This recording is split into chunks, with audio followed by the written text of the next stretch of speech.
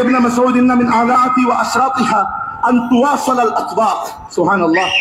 যে ইবনে মাসউদ, কিয়ামতের একটি আলামত হচ্ছে দুনিয়াতে যোগাযোগ ব্যবস্থা স্থাপন করা হবে প্লেটের মাধ্যমে।